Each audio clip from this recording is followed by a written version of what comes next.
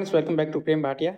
Dilution के पिछले basic video में आपने जाना था कि डाइल्यूशन क्या है, क्यों किया जाता है, कहाँ पर इसका यूज होता है, इसके टाइप्स क्या क्या है और सबसे सिंपलेस्ट डाइल्यूशन को हमने प्रैक्टिकली करके देखा था। तो यदि आपने वो वीडियो नहीं देखा है तो वीडियो आप जरूर देख लीजिएगा।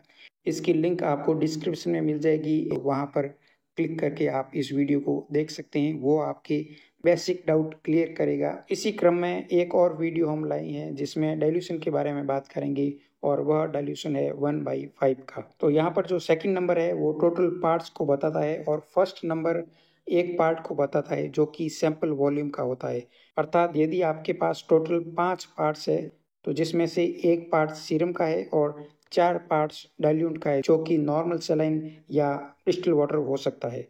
उदाहरण के लिए हम 3 ट्यूब ले लेते हैं जिसमें जो फर्स्ट ट्यूब है उसमें सीरम है, सेकंड ट्यूब खाली है और थर्ड ट्यूब में नॉर्मल सलाइन है।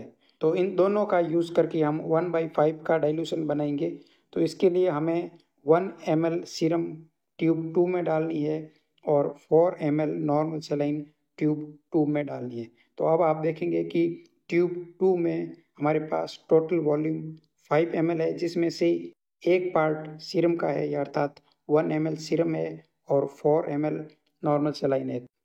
इसमें जो हमारा डाइल्यूशन का रेशियो 1:5 का है। इसे हम कई नामों से पुकार सकते हैं, जैसे यदि आपके कोई क्वेश्चन आता है make 1:5 dilution of serum in saline, या जैसा कि यहाँ लिखा गया है, इन सभी का मतलब एक ही होता है कि आपको 1/5 का डाइल्यूशन प्रिपेयर करना है। 1/5 का डाइल्यूशन बनाने की आवश्यकता तब होती है जब हमारा सैंपल वॉल्यूम इतना कम हो कि हम टेस्ट परफॉर्म ही नहीं कर पाते हैं, और दूसरा यदि हमारी मशीन हाई वैल्यू को देने में असमर्थ होती है तब हमें इसका डाइल्यूशन बनाना पड़ता है।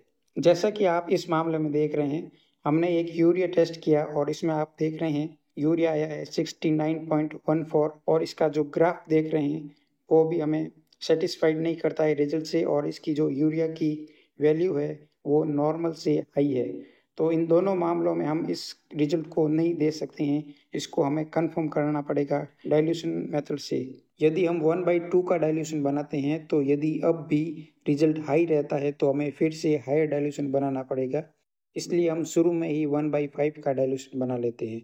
तो चलिए प्रैक्टिकली हम इस डाइल्यूशन को बना लेते हैं।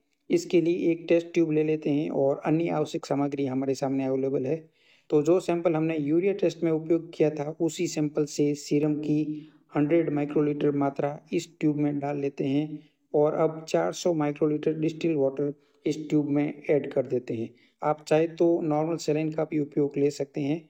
अब इस ट्यूब को हिलाकर दोनों को अच्छी तरीके से मिक्स कर लेते हैं और इस डाइल्यूट किए गए सीरम को यूरिया टेस्ट में एज अ सीरम यूज में लेते हैं। चूँकि हम यूरिया टेस्ट में 10 माइक्रोलीटर सीरम का उपयोग करते हैं तो इसका भी हम 10 माइक्रोलीटर उपयोग में लेते हैं और यूरिया टेस्ट लगाते हैं। तो आप देख रहे हैं इसका ग्राफ बिल्कुल प्रॉपर आया है और अब इसका रिजल्ट देखते हैं तो इसका रिजल्ट आता है 18.0904। तो यह हमारा यूरिया का रिजल्ट नहीं है, इसको हमें एक फैक्टर से मल्टीप्लाई करना है जिसे हम डाइल्यूशन फैक्टर कहते हैं। तो डाइल्यूशन फैक्टर आप इस तरीके से निकाल सकते हैं। यह हमारा डाइल्यूशन फैक्टर का फॉर्मूला है।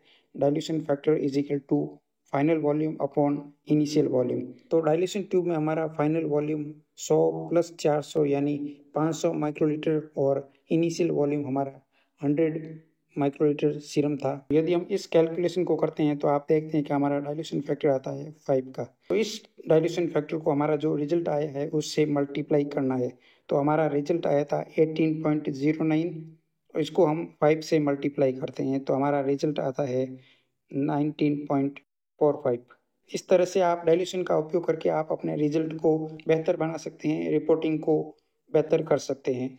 और अंत में हम उस टेबल को देख लेते हैं जिसका उपयोग करके आप कोई भी अमाउंट का डाइल्यूशन बना सकते हैं। जितनी आपकी रिक्वायरमेंट है उसके अनुसार आपको कोई कैलकुलेशन नहीं करनी है, केवल आप दी गई अमाउंट से डाइल्यूशन बना के रिजल्ट प्राप्त कर सकते हैं। जिसमें फर्स्ट कॉलम सैंपल वॉल्यूम का है, सेकंड कॉलम नॉर्मल सलाइन या डिस्टिल वाटर का है जिसमें से आप किसी भी एक का उपयोग कर सकते हैं, और तीसरा कॉलम टोटल वॉल्यूम का है, अर्थात सैंपल और डिस्टिल वाटर मिलाने के बाद आपका टोटल वॉल्यूम कितना होगा वो आपको तीसरे कॉलम में शो करेगा। मान लीजिए आपको 10 माइक्रोलीटर सीरम से आपको एक 1/5 का डाइल्यूशन बनाना है, तो आपको 10 माइक्रोलीटर सीरम और 40 माइक्रोलीटर डिस्टिल वाटर लेना है या नॉर्मल सलाइन लेनी है और इस डाइल्यूशन का उपयोग करके टेस्ट लगा सकते हैं। और अंत में आपके लिए एक सवाल है कि साइन मैथ हीमोग्लोबिन एस्टिमेशन में हम कौन से डाइल्यूशन का उपयोग लेते हैं और ब्लड और ड्रेवनकोल्स सॉल्यूशन का क्या अनुपात रहता है, तो आप इसको हमें कमेंट करके बताइएगा। कमेंट करने से पहले यदि आप चैनल पे पहली बार है, चैनल को पहली बार देख रहे हैं तो चैनल को सब्सक्राइब कर लीजिएगा और वीडियो अगर पसंद आए तो लाइक कर लीजिएगा, फ्रेंड के साथ शेयर कीजिएगा। तो चलिए मिलते हैं एक और नए वीडियो में नए टॉपिक के साथ। तब तक के लिए bye bye. Thank you very much.